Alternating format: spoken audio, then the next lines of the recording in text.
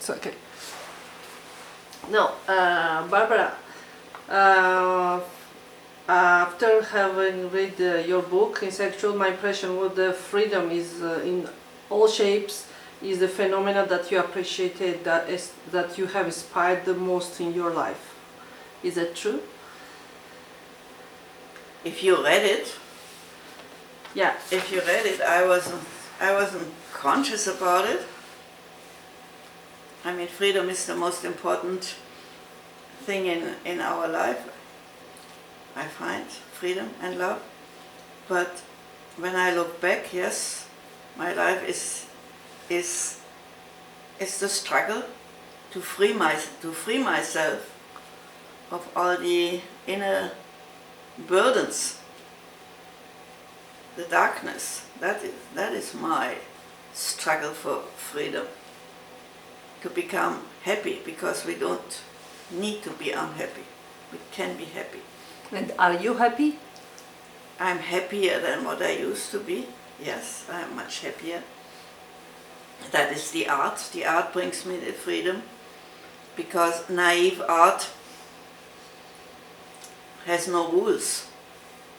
There must be a certain feeling, I think, for naive art, certain forms, but absolutely no rules. So I haven't studied. I don't know what I should paint and what I shouldn't paint. I just paint as it comes from the heart. Naive painters are called painters of the heart.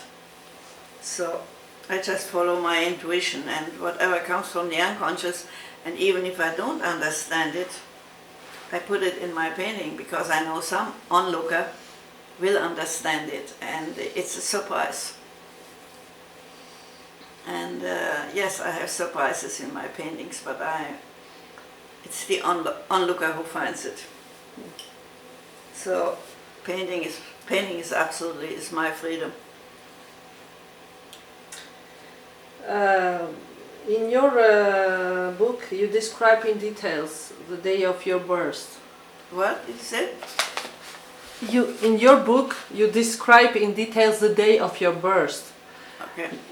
When my mother looked at me in her arms, she was so upset that I had red hair and that I was not a boy, that she wanted to bury me right then and then in the sand of the garden.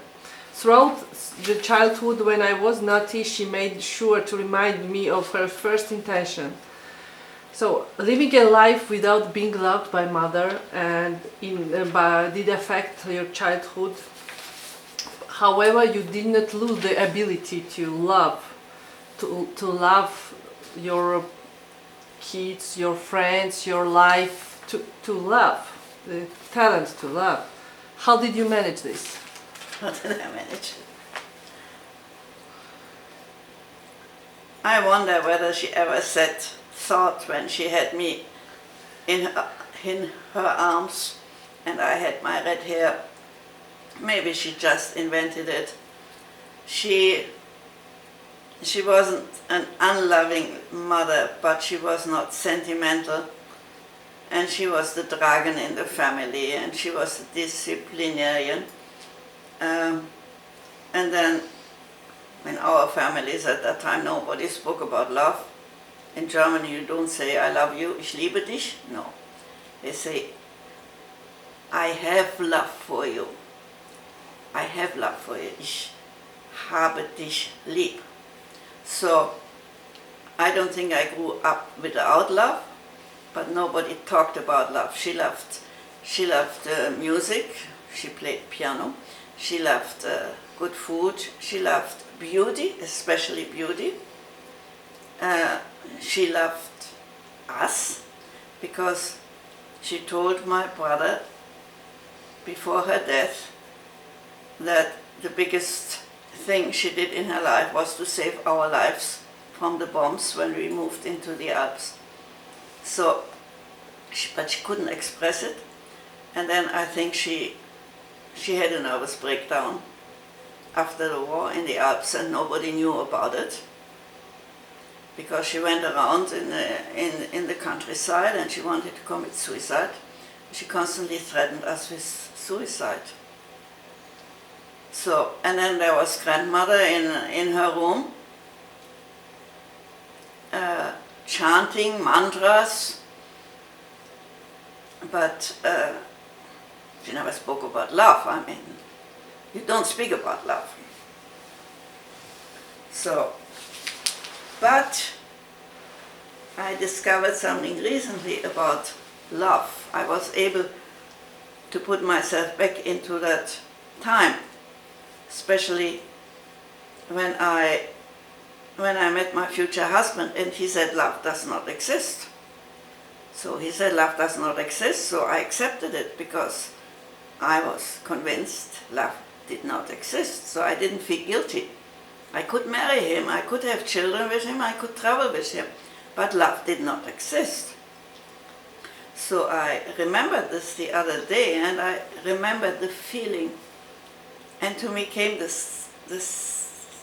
knowledge that for me love was brainy. It was in my brain, it was not in my heart. Because when I looked for a husband, I tried to find one who would tell me fairy tales and where I could cuddle up. But I never found a man where I could cuddle up, because sex came immediately, was alive, and there was no cuddling up. No, there was never anybody who would tell me fairy tales. So then I had this brainy love. Maybe you don't understand, but I do understand now. And I thought in marrying him I could manipulate. With my brain I could manipulate my life. I could tell myself to love him or not to love him. And that's how that was love for me. And it's only through therapy and through all these discoverings and what you want, pain and hard pain, that I discovered true universal love. It's completely different from the love that I had at that time. So love does exist. Love does exist, yes. Especially universal, unconditional love. Unconditional love. And that is what you find in mysticism. That's what you can find.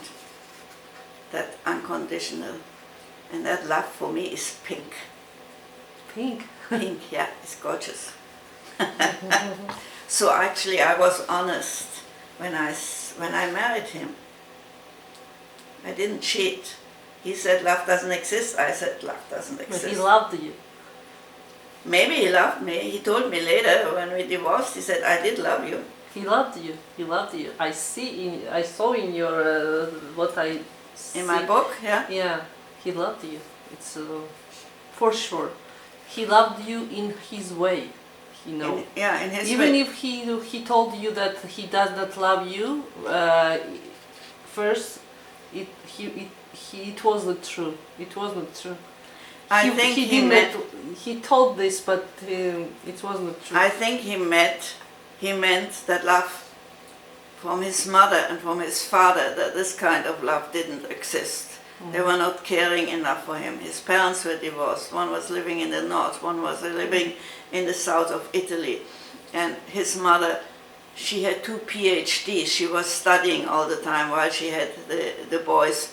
And she did many things that maybe a loving mother wouldn't do, but a desperate mother does. So I think it was a big misunderstanding, but since I tried to be honest, I think I would have been very guilty if I said love, if I had married somebody whom I didn't love. Barbara, I will stop